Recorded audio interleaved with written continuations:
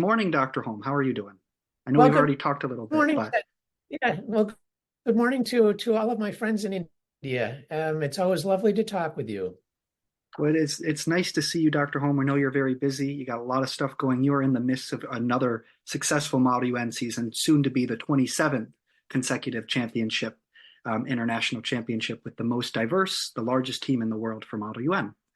And so, first things first, I would like to make sure that everyone knows exactly who you are and kind of your accolades. Would you like to introduce yourself, sir? Well, sure. My name's Sandy Hulme, and I've been a political science professor at Alma College for 32 years. And I've had the privilege of working with extraordinary young students like Jacob and Abby and Model UN students going back literally generations. And we've had the opportunity to work together. We started our team with 10 students in 1993, and we have 50 this year.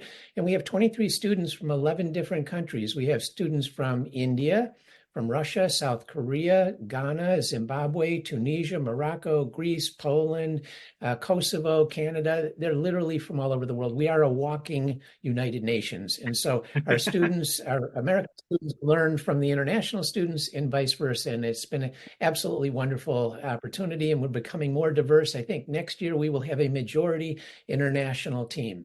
And we are very excited about that. That's wonderful. I mean, so you mentioned there that you have worked at Alma College for 32 years. I know Mhm. everyone knows by now that you do the Model UN thing. That is you, and that is solely Dr. Holm. But what other kind of political science courses do you teach at Alma? You are the kind of one of the top faculty for political science there. Yeah, my focus is on international relations, and I deal with kind of these crazy situations like the situation we're dealing with right now in Gaza. I teach a course on U.S. American policy toward the Arab-Israeli-Palestinian conflict, and we do a very interesting simulated peace conference. We start at 5 o'clock in the afternoon, and we finish at 4 in the morning, and we have negotiators representing the Palestinians and the Israelis and the United States, and we're really trying to figure out how to deal with these very, critical world issues. And related to that, in a way, I teach a course on international law and organizations. And that really helps us to understand kind of the situation in a place like Gaza or the Ukraine-Russia war, where we have clearly in Gaza, we have extraordinary violations of the international laws related to the conduct of war, both by the Israelis and by the Palestinians, by Hamas. The situation in Gaza right now is catastrophic. And just to sort of give a little context, we've had about 25,000 civilians killed in Gaza in 3 months. We've had 10,000 killed in Ukraine in 2 years. And so the scale and the scope of the disaster is really staggering. And so I think it's really important for young students to become aware of what is going on in the world and to appreciate just how challenging it is to deal with these issues, but most importantly, to feel like they have a voice and a way to move forward. And we talk about things like climate change and, the generation, your generation is either going to fix it or not. And the world literally depends on what you do. And we talk about sort of your responsibility as global citizens to begin to figure out that path. We talk about finding your path to living a meaningful life. And I think that's something that we really emphasize over and over and over again. So kind of all of my classes relate to the world out there, which is really not out there. The world is coming at all of us, whether you're living in India or the United States or Brazil or China or wherever. There is no such thing now as an issue that just stays within countries. Real quickly, just to let the audience know who's here, if you see something pop up on your screen that's a little question, those are just polls by our team to get some information. Maybe tell us what you're interested in, tell us what you're liking about the interview. And so if you see those pop up, don't be alarmed. Just so you know, there's polls that will be popping up periodically. I promise we're not grading you on any test or anything. So no board exams here. Dr. Holm, you mentioned something super important there, having had you for a couple years as a student and now, being a postgraduate student. You mentioned the importance of having students understand what it means to be a global citizen, having students understand what it means to experience the world outside.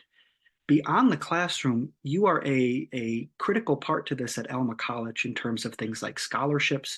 You are the head of an honors program, the P Global. I mean, you help students with Fulbright scholars. And would you be willing to talk a little bit on those other opportunities that you have played a critical role in at Alma College, offering students hands-on activities to experience the world? Yeah, I mean, thank you, Jacob. And I think this is really important. We had a very, very generous alumni from Alma College, and he was trying to figure out how to help young students who became interested in the world through things like Model UN to be able to find their place now, to begin to figure out how to become a globally oriented leader. And so this fellow, his name was Lee Posey. He gave the college $2 million in 2005, and that has grown over time. We use the earnings on that money, and we have sent 503 students to 54 countries on 5 continents. And it supports programs in India. When we go to India in the summer every year, and we began going in 2013, it supports students going to places like Sierra Leone, one of the poorest countries in the world. We have built a hospital in Sierra Leone. We have built an orphanage in Sierra Leone. Our students volunteer, whether it's working with children, working on the environment, working on weapons of mass destruction, the global drug trade. Really, it doesn't matter because now transboundary issues are every issue. And so we think it's really important. We say, gosh, we would love to have you come to Alma College, and then we want to get you out from Alma College. We want you out there in the world because really the very best way to learn what you care about and that you're able to do something is to go out in the world. I had a young woman a few years ago. She was interested in going to medical school, and she spent 6 months in Ecuador, and she worked in the Amazonian rainforest doing bioprospecting. She was looking for potential pharmaceutical cures for various diseases. She spent 2 months there, and then she went to a hospital in Ecuador and tried to make sense of what she had found. That was absolutely a life-altering experience for her. And so whether you're interested in being a doctor, a lawyer, an engineer, going into business, there is something for you out there in the world. And so something like the P Global has been critically important in doing that. We also work very hard on what we call nationally competitive scholarships. And these are both national and international scholarships. We have something called the Fulbright program in the United States, but there's also a Fulbright program that brings international students to the United States. And so far, we've had 29 Fulbright scholars over the last 20 years. We have another Fulbright finalist right now, and hopefully she's going to be our 30th Fulbright scholar. But we've won 2.5 million USD in scholarships over the last 20 years. And students are going to Oxford and Cambridge and Harvard and Yale and Stanford, to the very best graduate schools, law schools, medical schools in the world. And so our idea is Alma College is a first step, but it's only your first step. The world now, and you all realize this, it's a very, very competitive place. And so we are trying to give our young students that opportunity to become competitive in pursuing their own dreams. Wonderful. And I think that's a great point. I want to mention something here because I think some of our students are used to bigger schools. Would you be able to touch on real quick how important that number is for a school like Alma compared to a school that has 40 or 50,000 kids at it? I mean, the success Alma has had with those scholarships in comparison. Yeah, it's interesting because we are a small school. We have about 1,300 students, and I know that's smaller than many of your high schools. And in a way, I think that is the very finest education you can get for your 4 years in college. I know my students very, very well. I have taken them on 82 trips in 32 years to Europe, to India, all around the United States. And I'm able to look out for my students and appreciate what they care about and try to find opportunities for them. We work very closely together. Our classes are small. My upper level classes may have 8 or 10 students, and my introductory classes may have 15 or 20. I always remember going to Harvard when I was looking for colleges. And it was just staggering to me. They told me on my campus tour, you will not talk to a professor until you are a junior. Your first 2 years are going to be taught exclusively by graduate students. And big schools like Harvard and Yale and Stanford, they're wonderful for law school, medical school, to get an MBA, to go to graduate school. They're great, but their mission is not to work with young students. And our mission is. And so I always think the finest 4 years you can spend is at that small liberal arts college where we work so closely together. And we have one of the finest track records for producing these nationally competitive scholars of any small school in the United States. And the beautiful thing about it is we get our students into those bigger name universities for graduate school, medical school, law school, and to get an MBA. And they're able to then go on and do remarkable things. I just had a young fellow, well, actually, he's 51 years old now. He was a junior when I started at Alma, and he just got appointed to be the chief executive officer of Wolverine Worldwide, which is a $3 billion integrated shoe company. They have Saucony, they have Wolverine, they have a number of different brands. He was a political science and history double major, and he ended up pursuing a very different path, and that's wonderful. And he's now on the Alma College Board of Trustees and is a very loyal supporter for the Model UN program. But he's gone out in the world, and as I say, he just took over a $3 billion a year company. I have a young woman. She just turned 40. She went to Yale Law School, and she was a Truman Scholar. She got $30,000 US. She was a Fulbright Scholar. She then went to Yale Law School and got to be the top international law student at Yale. And she became Alma's first student ever to argue a case before the World Court, the International Court of Justice in the Netherlands. She's now the deputy legal counsel for the governor of Michigan, and she just got appointed. The governor was desperate. She needed somebody to run a $4 billion business. She's running the Michigan lottery right now on a sort of interim basis. So our students do many, many, many different things, and I think so much of that comes from that small school experience. Can you go into the small school experience? A lot of these students, they're used to classrooms of maybe 20 or 30, but what Yes. makes it so unique at the college level that would be different than that Harvard, that Stanford, that Yale, besides that class size? Yeah, it's very interesting because I mean the class size is all important because when you go take my equivalent introduction to international relations class, I typically have 15 to 20 students. At Yale, my younger daughter went to Yale for graduate school. She went to a small school like Alma for her college. She went to Yale as a PhD student, and she was a teaching assistant for the same type of class, and they had 500 students. The professor lectured for 1 hour a week. The professor had 1 hour of office hours for 500 students. My young daughter, who was 23 years old, was their teacher twice a week. She had to write letters of recommendation for these students, and she hardly knew them. And she just kept saying to me, I feel so sorry for my students. And so it is this very close mentoring relationship, and the mentoring piece of school is so important, and in your life it's very important. And so it's class size is really important. And I think it's also important to appreciate the difference. There's a fundamental difference in sort of educational approach from India, for example, to the United States. I know you all are kind of under lots of pressure to make decisions about, am I going to go on this stream, in this stream, or that stream, or the other stream? And those decisions really are hard to change.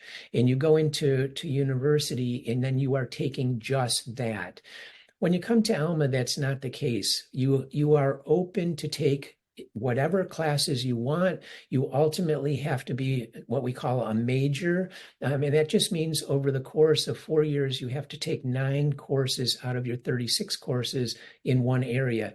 But we have students who are interested in becoming a doctor, and they take lots of English literature courses and dance courses. And so the idea is to give you the opportunity and the space to have the time to figure out what you really do care about. And I know we have many students now from India who've come to Alma, and they really appreciate having that opportunity to figure things out at a little bit slower pace. And I think that is helpful. I always feel, young people when they're 15 or 16, having to make these kinds of decisions is very difficult and I think very stressful.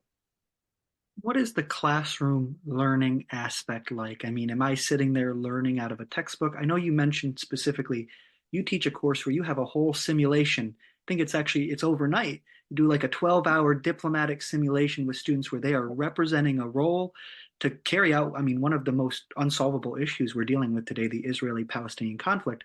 Is that just special to Dr. Holm, or are we going to see that if I'm a doctor or if I want to be a lawyer or other courses?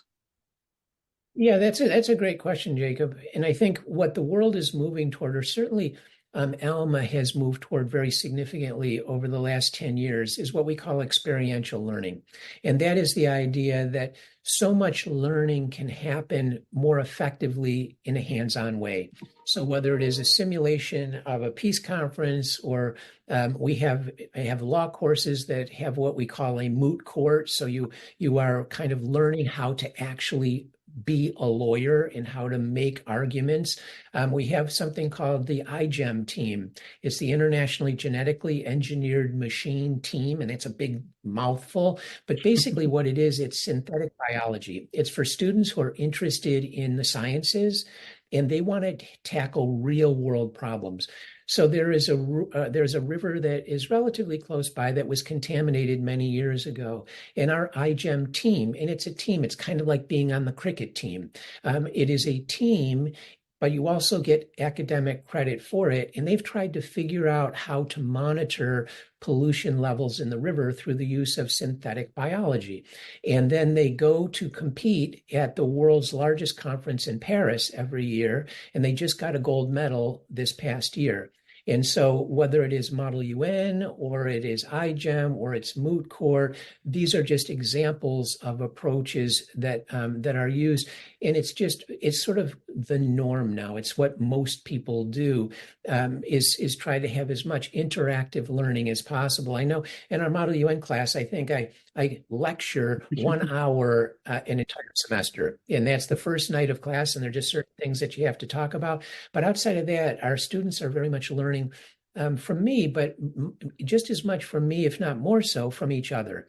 We're very blessed to have what we call returners. And this year, we've got 31 people who've done Model UN before, and we've got 12 seniors who have done it. And they are such good teachers for folks who are just starting off. And so it's a very collaborative, I think of our learning approach is very working together, collaborative style.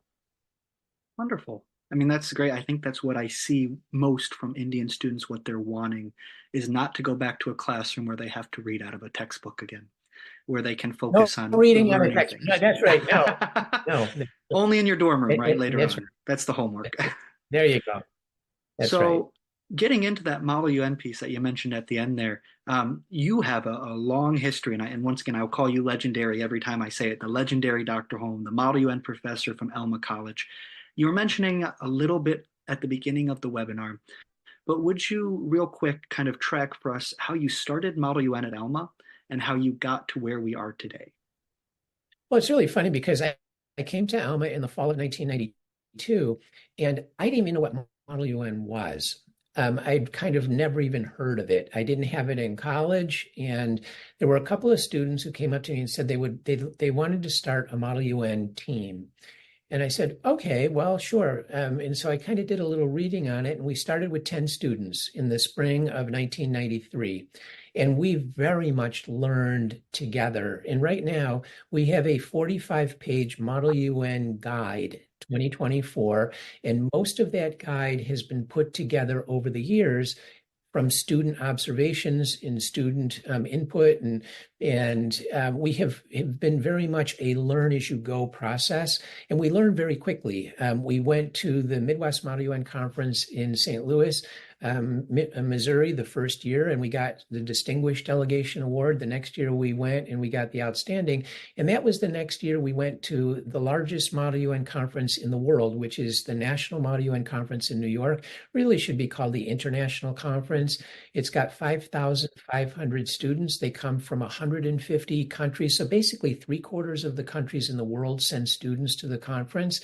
We're in New York for a week, and we went there for the first time in 1994, and we got the second level of award that year. And then after that, it's been all gold for us. I always think about how well our students do. And I'm always very proud of, obviously, of their accomplishments and their commitment. And they really do so well because they're committed both to each other and they're committed to trying to figure out the world's problems and begin to make a difference. And one of the beautiful things about the National Model UN Conference is that it's actually an affiliated organization to the real UN. So the resolutions that are produced, the documents that you work on so hard together over that week in New York, are then sent to the actual United Nations organizations. Last year, they sent them to the UN High Commissioner for Refugees, and the world right now is in a refugee crisis. And so you're 18 years old and you have a chance actually to make a difference in the world.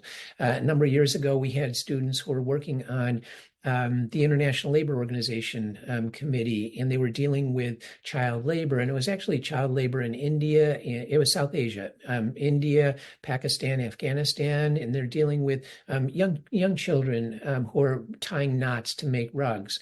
And these kids, they're like 5 and 6 years old, and so they didn't really have a life. And so our students, working with students from all over the world, came up with a very innovative microfinance program that was implemented then subsequently by the ILO. And so, you know what? Suddenly those 5 and 6 year olds could actually be 5 and 6 year olds. And so we always talk about, there are kind of two types of people in the world, and we know them. There are the no people, and they love to tell you all the reasons why you can't do something. Run screaming away from them. They're never going to help you live your happy, meaningful, joyful life. Run to the people who want to make a difference, who want to say yes. And everything's not possible, but you have to start by thinking it might be. And so our students, I'm always so proud of them taking that approach, and they're not letting the past stop them from envisioning the future. And when we started to go to India in 2013, and it was one of the great blessings of my life. I had never been to India. We were just on the way coming back from the national conference in New York, and it was April of 2013. And I got a phone call from the American Embassy in New Delhi, and they offered us $100,000 to start a Model UN program in India.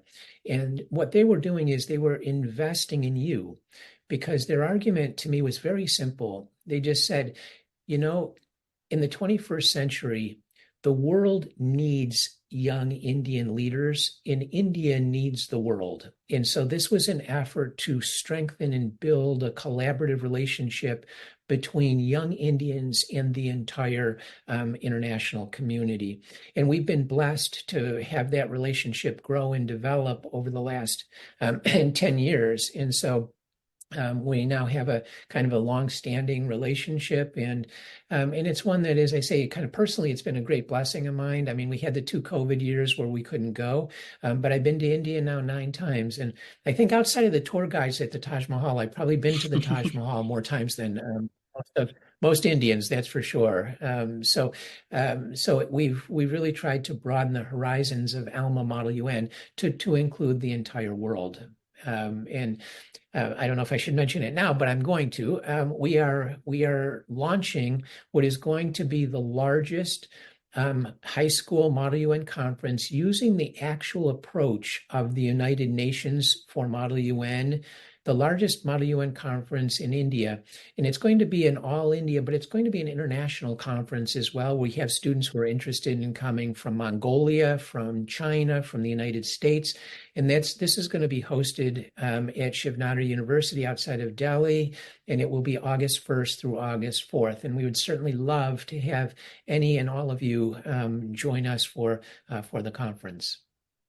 Oh, that's wonderful. And I mean, you have this long, over a decade now, connection with India, and talking about students having the opportunity to say yes to meaningful, life-changing events. Let me ask you this. We have this summer program that we're offering that's a version of a program you already teach at Alma College that has been meaningful for hundreds and hundreds, if not thousands of kids at this point, called the Global Challenge. For us, it's called the International Summit.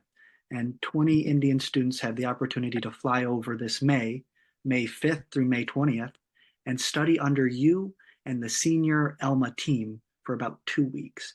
Can you tell us about that program? What makes it so special? I mean, what's the difference between that and just going to any average Model UN conference?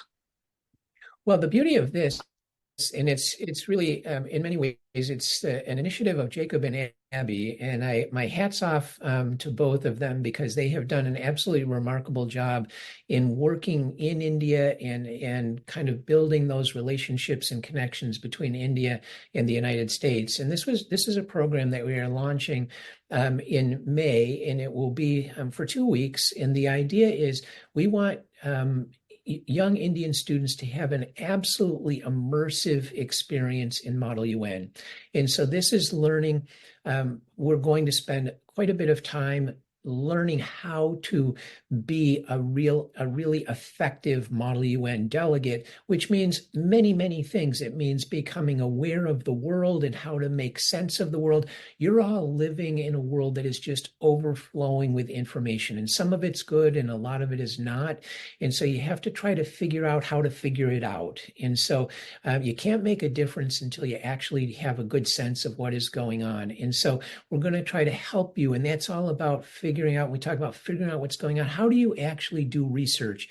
And research isn't just simply sitting on Google and Googling things. You have to begin to be able to make sense of what you find. And so it's everything from kind of finding and making sense of information to being able to figure out what is my country, and everybody will be representing a country when you're involved in this. So you'll all get a country, and then you're gonna help. It helps you see the world in a very different way. I mean, I know our Alma team, we always represent countries from sub-Saharan Africa, from Asia, from Latin America. We like to have least developed countries or developing countries, and the idea is, it's very helpful to see the world through other people's eyes. And so when I have students from the United States and they're representing Bangladesh, and that's one of the countries that we're representing in New York this year, you know what? They have to think about the same problems in a very different way. And so at this 2-week summit, we're going to help you see the world in very different ways and get a sense of what your country cares about and how your country can interact with the world. And it's also really important to understand that no country gets everything that they want. That's not how anything works. And so we're going to talk about how do you work together to actually solve things. Too much of what happens at the UN results in too little happening. And we're not interested in cultivating future diplomats who are interested in doing nothing, because the world doesn't have that luxury anymore. You have to figure out how to do something. And that means not just talking to each other or at each other, but working together with each other. And everybody's not going to get what they want, but you figure out what is possible and you move forward. So we talk about these is just about negotiating, and negotiating in a very kind of good, effective, positive kind of way. We talk about how do you stand up and represent your country. We'll work on public speaking. And so we represented, it was very difficult for us in 2011. We happened to be representing Libya. And this was in the sort of the beginnings of the Arab Spring. And the leader of Libya was preparing to literally eliminate the second biggest city in the country. He was going to engage in basically a genocidal campaign against the city of Benghazi. And this was at the exact same time that the National Model UN conference was happening. Well, we were representing Libya. And it was very difficult for our students because our students had to articulate the position of Muammar Gaddafi, this crazed lunatic running Libya, because that's your job as a professional diplomat, is to represent your country.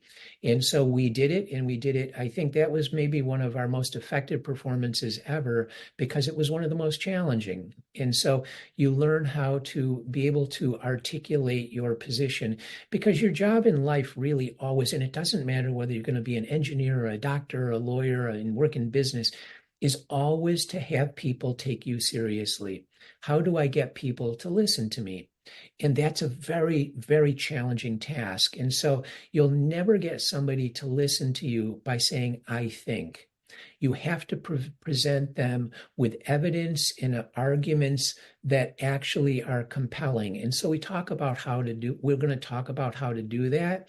And then you just get in the nuts and bolts of how do what's the UN actually do? And you write these resolutions and we talk about what a resolution is and so on. But then the really exciting part of this is that you then get to do it. And it's going to be a kind of a week-long simulated conference. And we're going to be dealing with issues that you care about, issues that are affecting you, whether, everybody lived through this nightmare of the pandemic. And so, in the past, we've done global health, we've done climate change. Those climate changes affects everything, literally everything. It is the existential threat to the world. And so, we often deal with that. And there's so many ways you can deal with climate change, whether it's from the economic perspective or the health and medicine or the political impacts of climate change. So we want you to have a chance to, you're always going to be working together. There's no kind of lecturing or whatever. This is going to be very hands-on. We will have many of our Model UN team will be working with you, as will I. And then you're going to be working together. And at the end of the entire summit, we're going to have a kind of a concluding ceremony, and we'll see what resolutions that you produced and what resolutions will pass. And my guess is most of them, if not all of them, will, because you will have worked together. And almost all of the resolutions at the UN pass without anybody saying no. They pass by consensus because they've worked very hard together, the delegates, in making sure that different countries' perspectives are adopted. And so we're going to have a lovely concluding ceremony, and we'll have the president of the college give certificates to all the participants, and we will have a very nice concluding luncheon, and then everybody's heading off to do some interesting and cool things that Jacob and Abby have arranged for you. It's 2 weeks of kind of meeting and interacting with new and future and lifelong friends, and having a chance to work with college students and with me. And we're always excited to do this. We've done, as Jacob said, we've done the Global Challenge, which is just a little bit shorter version of this for generations of students now. And it's always been kind of a remarkable opportunity. And truly, I see these students becoming friends, whether it's in college or then well beyond. And I can't tell you the number of friendships and partnerships that have emerged over time. I've gone to so many Model UN weddings, let's put it that way, over time. And so this is an opportunity to really get to know each other and work very closely together. And so, having done this for so many years, this global challenge, now this international summit, which is a longer version, actually more opportunity for students to come over. You mentioned we're not going to be looking at lecturing. We're going to have other students in the classroom helping as well. What is kind of the day-to-day life going to be like if I'm not sitting there for a lecture with a teacher? Oh, what you're going to be doing is you are going to be for the first few days, you're going to be trying to, gosh, I got to figure out, let's say we do climate change. I've got to figure out what are those kind of pieces of the climate change puzzle that I need to make sense of. I always tell my students, and please do this when we get done with this webinar, Google the Doomsday Glacier. I always have people start with that because I think it's incredibly interesting. It's also very scary because this is a glacier. It's going to melt. It is. And just this glacier alone will produce catastrophic sea level rise. Well, what do you do with that? And what do you do as the Himalayan glaciers are melting and 800 million Indians depend on the Himalayan glaciers for water? What do you do? And so we're not just saying go figure it out. You're going to be in kind of working groups. So you'll have small groups and you're going to all be working together. Every one of those working groups will have one or two Alma Model UN students right there working together.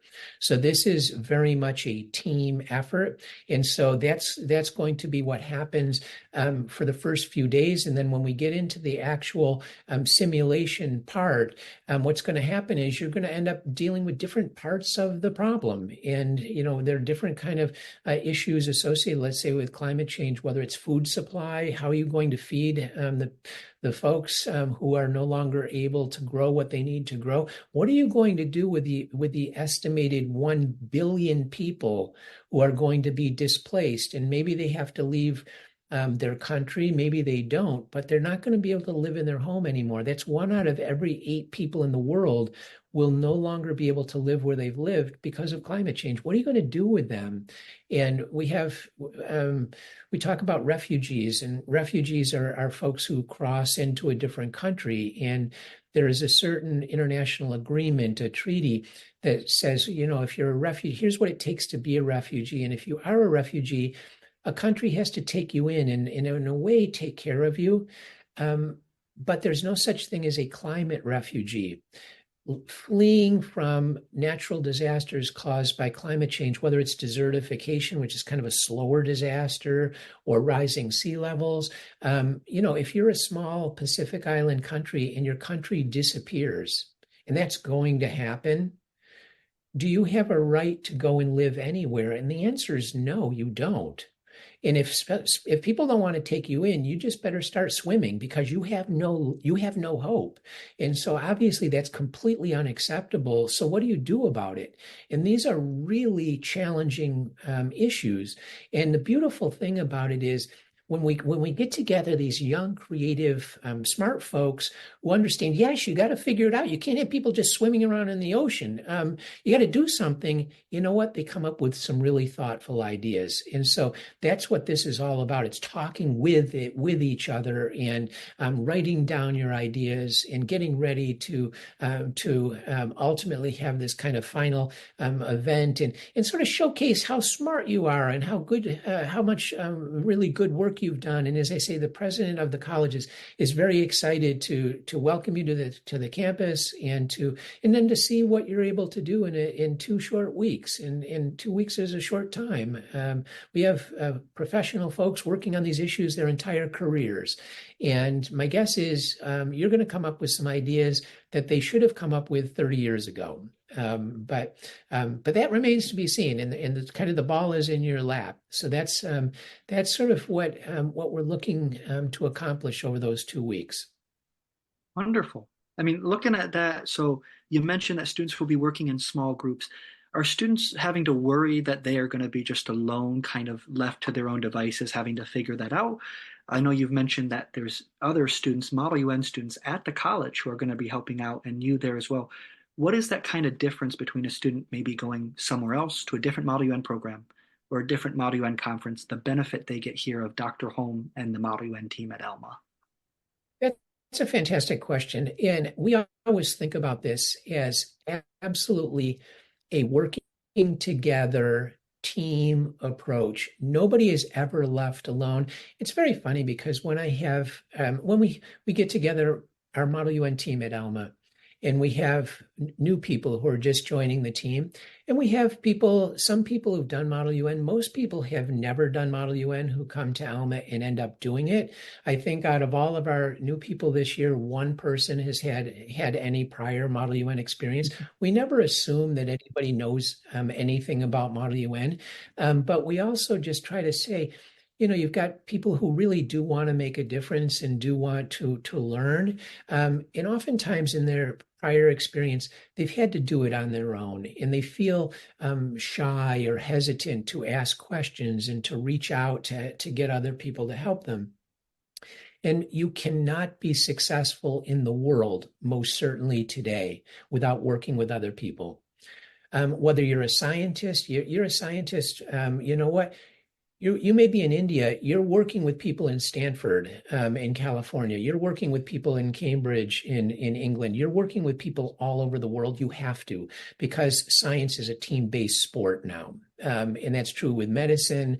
My older daughter is a cardiologist, and she's works with people all over the world all the time. And so our idea is we tell students, This is not a do-it-alone world, and it's not a do-it-alone Model UN, and it's not going to be a do-it-alone international summit. And it can't be. And so when I say the Model UN students are going to be working with you, I mean that. It's not that they're just going to be sort of there if you have questions.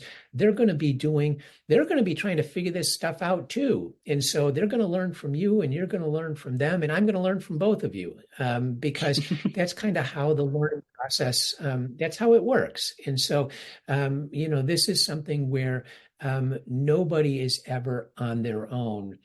You may be representing a country and you may be the only person representing your country. That's absolutely fine. You're going to learn how to do that working with people representing other countries. And so many countries have so many things in common. So we talk about the least developed countries, the LDCs, and there are almost 50 of them in the world. So almost a quarter of the world's countries are considered least developing countries. They're not all the same, obviously, but they have many, many, many similar challenges. And so they have a very strong interest in understanding each other and then working together. We have a group of countries called the Small Island Developing States, the SIDS. And they are also confronting very similar issues and challenges. And one of the most important is rising sea levels. Many of these countries are literally a few feet, a few meters above sea level. What are they going to do? And so it's not that they have identical interests, but there's always sort of some things that they need to work together on. And no matter how powerful a country is in the world today, I don't care how strong, what your military is, your economy, whether you're China, India, the United States, Russia, it doesn't matter. Nobody can solve the most important issues in the world today by themselves. It's not possible. The U.S. could cut its emissions to zero. And if Brazil chops down the rainforest, it doesn't matter. It literally doesn't matter. And so no country can solve problems that affect them in the most important way. And so they have to work together. It's in their own self-interest to work together. People aren't working together to be nice. They're working together because they need to. And that's an important thing. That motivation it's not a bad thing whatsoever. Self-interest is okay. I mean, and it oftentimes is what spurs, whether it's the private sector. We talk a lot about the private sector. Governments can solve certain things and they have a real hard time solving others. Climate change is a good example. A lot of times people are critical of a company like Walmart. All right. Walmart's oftentimes kind of the butt of many jokes. Walmart is an absolute leader. It's a rock star in dealing with climate change. They have something called Project Gigaton, and they're removing 1 billion tons of CO2 emissions from their global supply chain. And they have a supply chain of over 100,000 suppliers. So the private sector is also critically important to addressing these global challenges. So this isn't just about countries. It's not about international organizations. It's not about the private sector. It's about everybody. It's about private philanthropies, the Gates Foundation dealing with, critical issues related to health and education and so on. So the team approach has to apply on every level, the personal level and how we're dealing with big, large, whether it's corporations, countries, philanthropies, or what have you. Wonderful. I mean, you mentioned something there that really piqued my interest, and I think it'll pique a lot of students here. We have a lot of students who have like no experience with Model UN.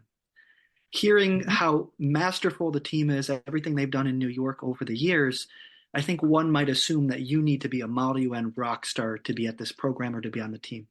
Is it just for political science kids who are nerds about international relation, or is this class for other people as well? This class, basically, our Model UN team, out of 50 students, we have 4 political science majors. We have 7 neuroscience majors. We have dancers and physicists. We have people going into medicine. People are going to be veterinarians. We have biologists. We have dancers. We have students from every single part of the campus because everybody cares about something, some issues out there in the world. And I always think about, in a way, I mean, it's lovely if people have had some Model UN experience, but it's also wonderful if they haven't, because this is a nice chance to learn from the beginning. And so what I always think about is we never assume anything. We don't assume that people know anything. In Indian students, you all tend to be much more sort of attuned to the world than many American students. And so it's kind of, in a way, it's a little bit surprising to me sometimes how little American students know about the world out there. So I never assume that they actually know anything. And I think that's always a good place to start. And so everybody should feel very comfortable because most of the people who will be participating, for example, at the International Summit, probably have either very little experience in Model UN or no experience. And it doesn't matter. That's the nice thing. You could have gone to many Model UN conferences and then come to the International Summit. You're going to learn a lot. It may be a little bit different. You could have gone to nothing. You could never, maybe you've never even heard of Model UN. And you know what? You're going to come to the summit, and you are also going to learn a great deal. And the other thing I always think about is Model UN is a beautiful opportunity to learn about the world and how to interact more productively in the world. But in many ways, Model UN is very much a life skills class and a life skills approach. So that, it's fine to learn about these issues like climate change, and you need to do that. But you also need to learn how to develop the self-confidence to be able to present your ideas in an interesting and compelling way. You have to learn how to work with people that you don't like. You know what? And you're not going to like everybody.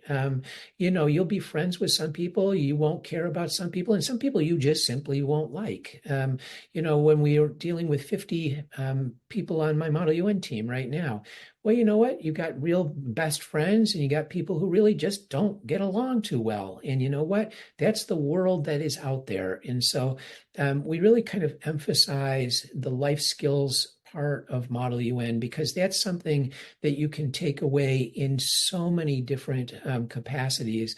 My student, I mentioned her earlier, Jessica Karbowski, and I just remember she's very cute. She wrote to me, and she was getting ready to argue a case before the International Court of Justice. All right, this is the World Court in the Netherlands, and it's a big deal. And she goes, Dr. Hulme, I'm just kind of tortured because I'm trying to figure out what my outfit number one is. And what we always do when we go to these conferences, we're always thinking about how do you develop a personal brand? And that is a way for people to recognize you. In some of these big Model UN conferences like New York, you may have 350 or 400 people in a committee room. And you can know a lot and you can be very well prepared, but you have to be noticed in a good way. And so how do you develop a personal brand? And that part of that is how you dress and how you present yourself. And so we always sort of talk about your outfits and what, it's you look professional, but there are ways to look professional and be noticed as well. Jacob probably had the number one outfit in the history of Model UN last year. Absolutely remarkable outfit. But I'm just thinking, it was just funny. Jessica's getting ready to argue a case before the World Court, and she's emailing me about what is her number one outfit. And so that is again a life skills class, and she had been out of Model UN for 15 years. And so, but that's what she's thinking about, and that's part of what she should have been thinking about. So Model UN is more than Model UN. And so I always want people not to get nervous about not having experience or whatever. We love people who have no experience. Perfect. And so kind of in a good summary here, talking about this little part here, just this program.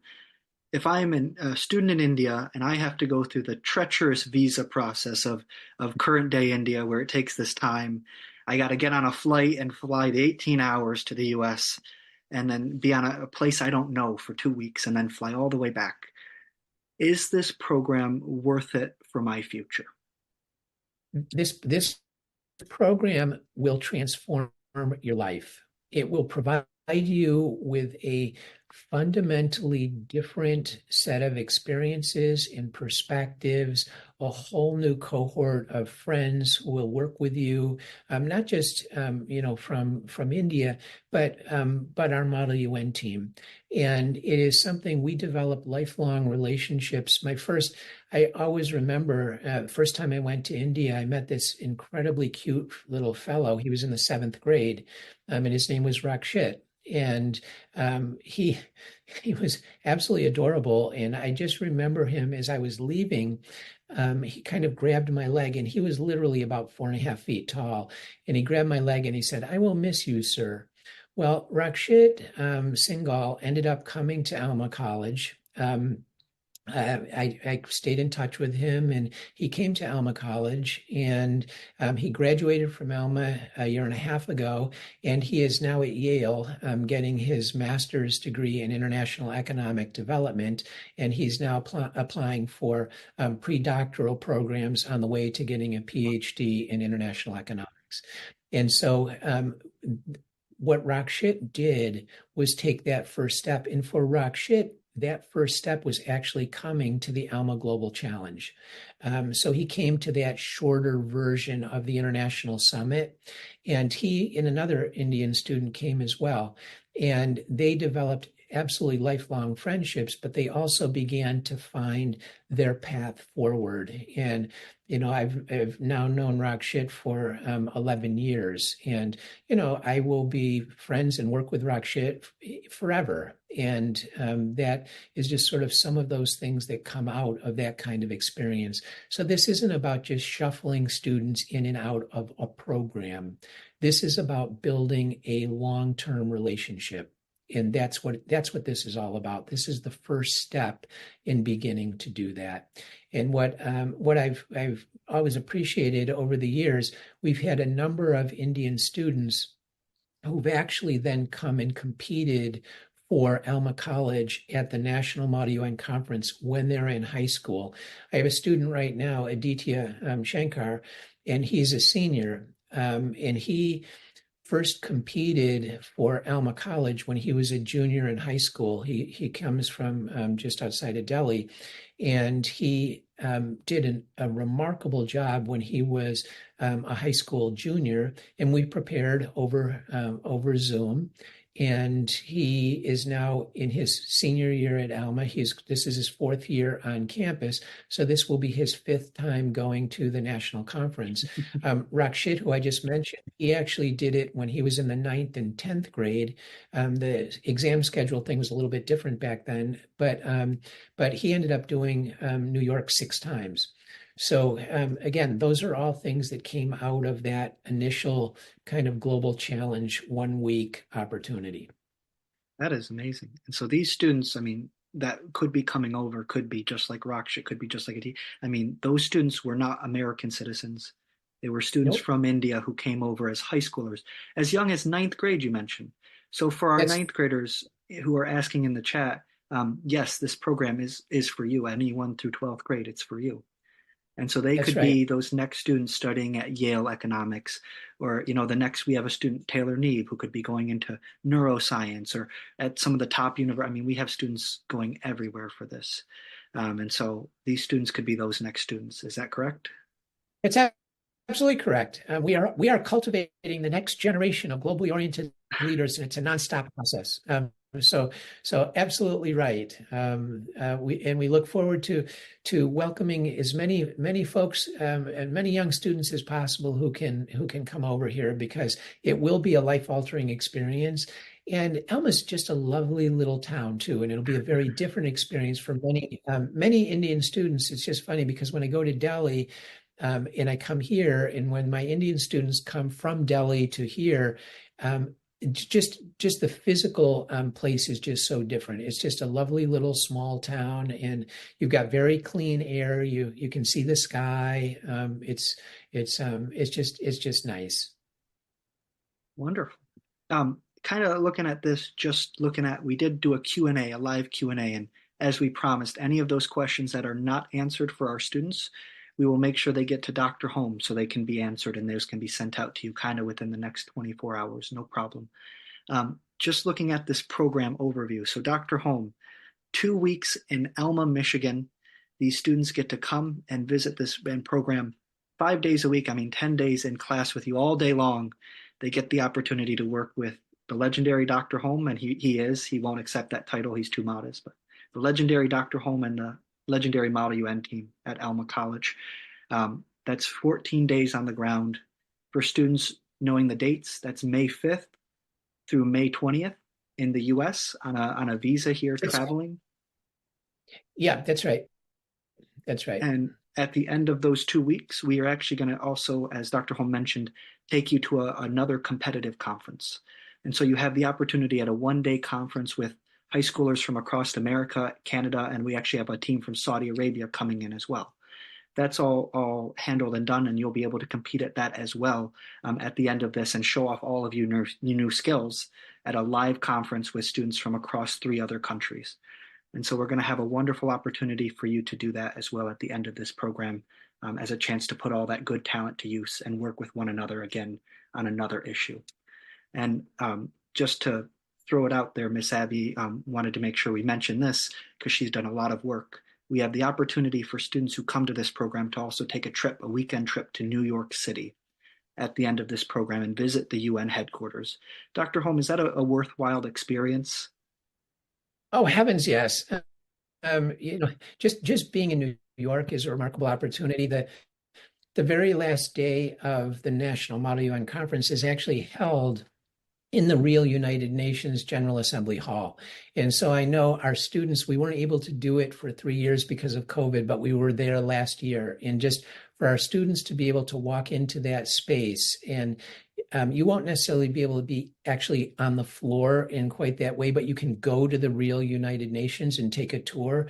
And it's an amazing opportunity. And just being in New York City, it's a marvel in so many ways. So I think it would be fantastic. I was just kind of scrolling through very quickly some of these kind of questions. And some of them relate to fees and so on. And I'm going to let Jacob and Abby handle that. But they were, a lot of people were asking, do you have to interview for the program? Are there any requirements for it? And my answer to that is absolutely not. Basically, the only thing that we are interested in is that you're interested. That's it. So there's no interview, there's no requirements. You don't have to know anything, pass a test. You don't have to interview with people because we know that this experience will change every young student's life in a different way. And so there's kind of no entry requirements for the program whatsoever. And just to let all the students on who are here who want to know, Miss Abby has done a wonderful job. She's put in the chat here a link. You've already taken the first step to being in this program, and that was being here today with Dr. Holm and for this webinar. But in the chat, there is a sign-up link to a Google form to be able to fill out your interest. And later today, there's going to be an email. We've collected all of your emails, which is why we had you register for this webinar, and you will receive all the information on there as well to make sure you are fully caught up to date on everything you need to know for this program. Wonderful. Well, sir, we are coming to a close. We've received some. We've been able to get to some of the Q&As here, but I know you're a busy man, and I know Model UN season is in full swing for you. We will be taking all these questions to share with you so that we can get those filled out and send those back to students. So all of those questions will be answered in the document going out later today. Just so students know, it is priority registration. So kind of first come, first serve. If you sign up, we'll be reaching out on behalf to get you ready. As Dr. Holmes said, we want the most interested students who want to be here and want to learn. That is the only prerequisite to being at the Alma International Summit. Is that correct? That's right. Wonderful. Well, sir, I want to give you the chance before we let you go here to give any last remarks that you have or anything that you feel would be important. I know you had mentioned earlier if you want to talk about the India conference at all, that's a wonderful opportunity. In fact, the first All India conference. Anything else at Alma College that you'd like to mention? This is your opportunity, sir. Well, thank you. And again, it's just a wonderful opportunity to have a chance to talk with you all. And I really hope that we get to meet in person. Online is okay. In person is the way to go. I think we all learned that during COVID, that's for sure. But we really do hope that you will consider participating at that August 1st through August 4th Model UN conference at Shiv Nadar University. It's going to be open to grades 8 through 12. So that will be something, and I will share with Abby and Jacob as soon as there's a registration link. That should be up relatively soon. That's going to be an amazing opportunity. And again, we'll have students from all over India, but also from around the world. We're going to have opportunity for students to, you'll be living on the campus at Shiv Nadar University and being able to kind of interact with people in ways that you otherwise might not at many conferences. And so we think that's going to be fantastic. And again, if you're able to come to Alma this May, we would love to see you. And I think it'd be a great experience for you just for that. But also, if you do end up going to that conference in August, I think it'd be an amazing opportunity to prepare and get a sense of what that conference is going to be like. So both of those are, I think, wonderful opportunities for you, and a great chance for you to meet some of our magnificent Model UN students. And boy, we have a wonderful team, and they're smart, they're passionate, and they're just generally nice people. And so I think you would love having a chance to work with them. Well, I think we may have some of your future MUNers in this classroom right now, I think. And so we're hoping Perfect. to see, these students all signing up, and who knows, maybe we'll have to reach out and tell you we need more spots with how many students signed up for this program. There we go. We might need to bring in some more team members from that 50. Well, thank you We very can do much, that. Dr. Hulme. As we kind of conclude here, just a reminder that there is all that information, those 2 links in the chat for anyone who wants to use them. We'll also be shipping out an email with all this information. If you're interested in signing up for Dr. Hulme's August conference, which is the first all India conference in India, I mean, it's a remarkable opportunity. And as Dr. Hulme, you said, this is the only conference in India that is going to be on the New York model. Is that correct? The model Yeah, for the I UN. mean, this is using the UN4 Model UN approach, which is kind of the real UN's says, hey, you know what? If you want to simulate the UN, this is the very best way to do it. And so we're using that model. Wonderful. So that will be available to all of the students who came to this webinar. We'll be sending out that email as soon as the registration goes live.